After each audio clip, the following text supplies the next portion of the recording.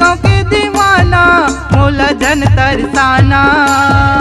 तोर झुलझुल के रंगना माँ पूरा मन हो के दीवाना। तोर झुलझुल के रंगना माँ पूरा मन हो के दीवाना। मैं तो गवई गाँव के दीवाना तोला काबर सताहूँ। मैं तो गवई गाँव के दीवाना तोला काबर सताहूँ।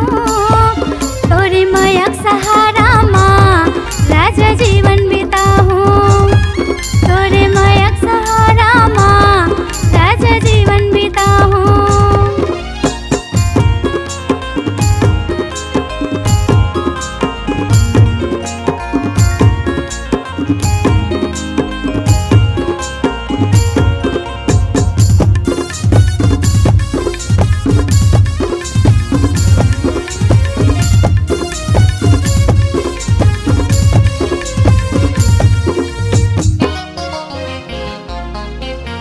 तोला पाए बर मैं दीवानी रचनाए दे अबर रचेऊ। घेरी बेरी तोर पारा जाके संगी साथी ला तोला पूछेऊ। तोला पाए बर मैं दीवानी रचनाए दे अबर रचेऊ। घेरी बेरी तोर पारा जाके संगी साथी ला तोला पूछेऊ। तोर मन के बातें ला मोर तक पहुँचाना। तोर मन के बातें ला मोर तक पहुँचाना। तोर झुलझुल के रंगना माँ पूरा मन हो के दीवाना। तोर झुलझुल के रंगना माँ पूरा मन हो के दीवाना।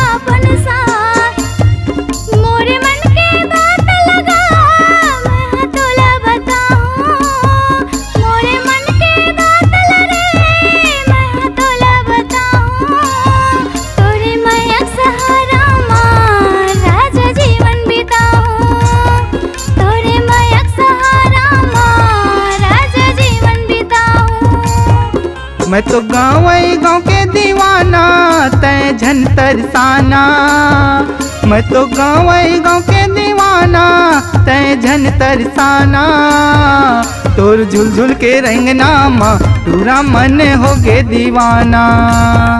तोर झुलझुल के रंगना माँ पूरा मन हो गे दीवाना। तोरे मयक सहारा माँ राजा जीवन बिताऊँ। तोर झुलझुल के रंगना माँ पूरा मन हो गे दीवाना। तोरे मयक सहारा माँ राजा जीवन बिताऊँ। तोर झुलझुल के रंगना माँ पूरा मन हो गे दीवाना।